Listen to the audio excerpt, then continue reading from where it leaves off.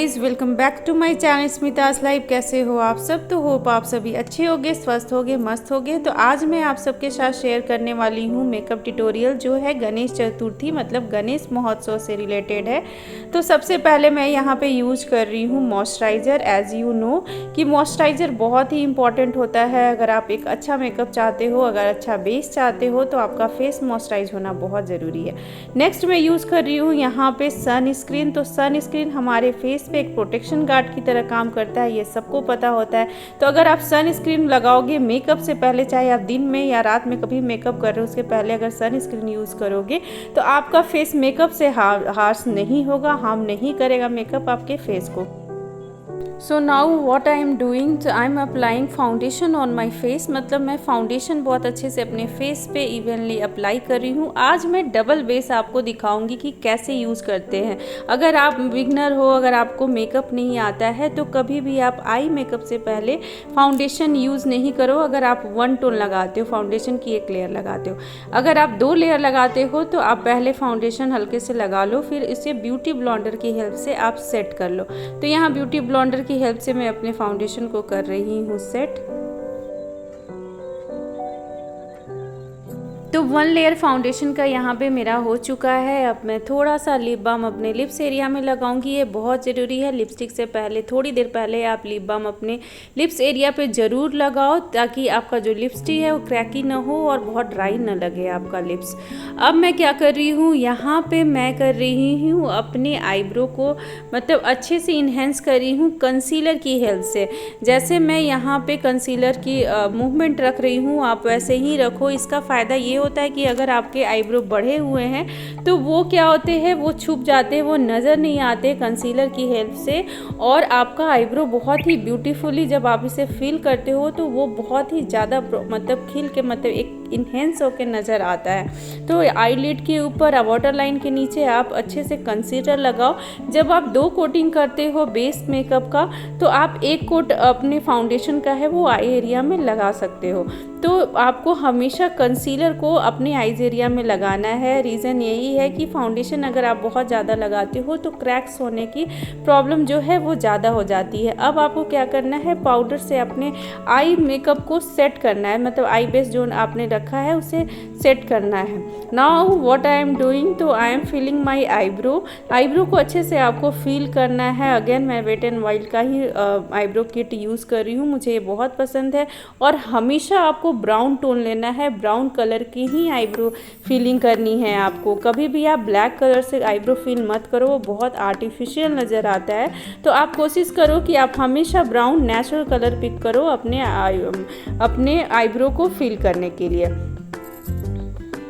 तो अब बारी आ गई है आई मेकअप की। तो यहाँ पे मैं ब्राउन कलर पिक कर रही हूँ। ये है मैबलिन का मतलब पैलेट, आई शेडो पैलेट। तो आज मैं ब्राउन कलर से आपको मतलब आई मेकअप करके दिखाऊंगी। ये बहुत ही खूबसूरत सा मैट लुक देता है और थोड़ा सा स्मोकी आइज़ का टच देता है, बिकॉज़ ये पूरे ब्राउन कलर से हम अपने आईब्रो को अपने आइज़ को फील करते हैं। तो यहाँ पे क्रीज लाइन के ऊपर आप लाइटर शेड में जाओ। हमेशा क्रीज लाइन के ऊपर आपको लाइटर शेड पिक करना है, ये बात आप हमेशा याद रखो। क्रीज लाइन पे आप अपने ब्रश को रखोगे, उसकी मूवमेंट ऊपर तक ले जाओगे, मतलब जहाँ पे हमारा आईब्रो है वहाँ तक आपके हैंड्स जाने चाहिए और अच्छे से आप इसे मर्ज करोगे। मतलब मैं हमेशा बोलती हूँ ना कि मेकअप इज़ एन आर्ट, मतलब ये आर्ट है, एक ड्राइंग है। और ये आर्ट आपको बहुत ब्यूटीफुली मतलब आपके हैंड की जो मूवमेंट है ना वो बहुत ही फाइन होनी चाहिए और बहुत ही स्मूथ होनी चाहिए। जब भी आप आई मेकअप करो तो आपके जो हैंड है, आपकी जो ब्रश है, वो मक्खन की तरह, जैसे बटर की तरह चलनी चाहिए। तो यहाँ पे मैंने एक लाइटर शेड से अपने जो क्रीज एरिया के ऊपर के बेस हैं उसे तैयार कर लिया है। अब मैं क्या करूँगी, मैं उससे एक डार्कर टोन लूँगी। अब मैं डार्क टोन में जा रही हूँ। देखो मैं यहाँ पे उससे डार्क टोन में गई हूँ। तो डार्क टोन यहाँ पे उठाना है और आपको क्रीज लाइन पे इसे चलाना है। इसका रीज़न ये है कि अगर आप इसे यहाँ पे चलाते हो अपने कॉर्नर्स में और क्रीज लाइन के ऊपर चलाते हो तो आपके आँखों को भी कंटूर होता है, मतलब आपके आइज़ को भी कंटूरिंग की ज़रूरत होती है। अगर आपके आईलिड बहुत बड़े हैं तो उसे कंटूर करने के लिए हम ब्राउन कलर को यूज़ करते हैं क्रीज लाइन पे। तो यहाँ पे मैंने 1 टोन शेड डार्कर करके अपने क्रीज लाइन को थोड़ा सा किया है, फील किया है, और जो साइड का जो एरिया है हमारे आईलिड के ऊपर का, उसे भी मैं थोड़ा सा डार्कर टोन में जा रही हूँ। तो मैंने डार्क ब्राउन, बिल्कुल डार्क ब्राउन से मैंने साइड के कॉर्नर्स कर लिए हैं। तो देखो यहाँ पे साइड के कॉर्नर्स को मैंने डार्क कलर से किया है। अब मैं यहाँ पे मेरा एक ब्राउन का ही शेड है जो ग्रीनिश लिया हुआ है इस आई शैडो में पैलेट में, तो मैं वो उसे यूज़ कर रही हूँ। तो यहाँ पे मैंने जो हमारे इनर कॉर्नर है आईलिड्स के, उसके अंदर में भर रही हूँ। हमेशा आप याद रखो कि आपके जो आउटर कॉर्नर है और जो इनर कॉर्नर है, उन दोनों के जो कलर्स है वो एक दूसरे से मतलब स्मर्ज होने चाहिए, मर्ज होने चाहिए। आपको बहुत अच्छे से उसे मर्ज करना चाहिए। ऐसा नहीं कि एक कलर अलग दिख रहा हो, एक कलर अलग दिख रहा हो, ये चीज़ नहीं। और कभी भी आपके आई शैडो में लाइंस नहीं नज़र आनी चाहिए। वो बहुत ही मतलब वो ऐसा लगेगा कि आपको मेकअप नहीं आता है, आपने ऐसे ही कर लिया। तो हमेशा याद रखो जब भी आप आई शैडो लगाओ, बशर्ते आप एक ही टोन यूज़ करो, बट उसमें लाइंस नज़र नहीं आने चाहिए। मतलब आपकी जो ब्रश की मूवमेंट है वो बहुत ही हल्के हाथों से आप यूज़ करोगे। यहाँ पे मैं आईलाइनर लगाई हूँ, अपने थोड़े से विंग्स आईलाइनर मैंने लगाया है, क्योंकि ये कहीं ना कहीं मराठी लुक टच में है, क्योंकि गणेश महोत्सव महाराष्ट्र में बहुत अच्छे से मनाया जाता है। तो महाराष्ट्र में जब जो हम मराठी गेटअप करते हैं या मराठी ब्राइड को तैयार करते हैं तो उसमें विंग्स आईलाइनर ज़रूर देते हैं। तो यहाँ पे मैं विंग्स आईलाइनर यूज़ की हूँ। काजल इसमें थोड़ा मोटा आप रखोगे। हमेशा याद रखो कि जो महाराष्ट्रियन मेकअप होता है उसमें काजल बहुत ही प्रोमिनेंट दिखता है। तो काजल मैंने थोड़ा सा आईलाइनर नीचे वाटर लाइन पे भी लगाया है ताकि मोटा काजल नज़र आए। और मैंने अपने जो मस्करा है उस मस्करा से अच्छे से कोट कर लिया है अपने आईलैशेस को।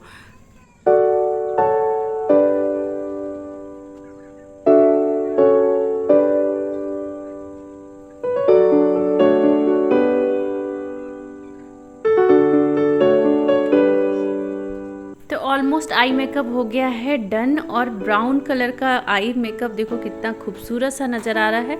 Now it's a time for second coat of foundation. तो यहाँ मैं फाउंडेशन की नेक्स्ट लेयरिंग कर रही हूँ। इसका फ़ायदा ये होगा कि जब भी आप मतलब बहुत ही ब्लैक कलर या ब्राउन कलर अपने आईज़ में देखते हो और उसके पार्टिकल्स गिर जाते हैं या फैल जाते हैं, तो जब आप नेक्स्ट कोटिंग करते हो फाउंडेशन की तो वो उस चीज़ को कवर कर लेता है। तो इसका फ़ायदा एक ये होता है। तो यहाँ पे अब मैं डबल कोटिंग कर रही हूँ। आप हमेशा याद रखो कि आप जब भी फाउंडेशन का डबल कोट करो तो आपका जो फर्स्ट कोट होगा उसके बाद आपको पाउडर यूज़ नहीं करना है। ये बात आप हमेशा ध्यान रखना, क्योंकि अगर आप पाउडर यूज़ कर लोगे अपने फाउंडेशन के बाद तो जब आप नेक्स्ट कोटिंग करोगे तो वो फाउंडेशन आपके स्किन से मर्ज नहीं करेगा।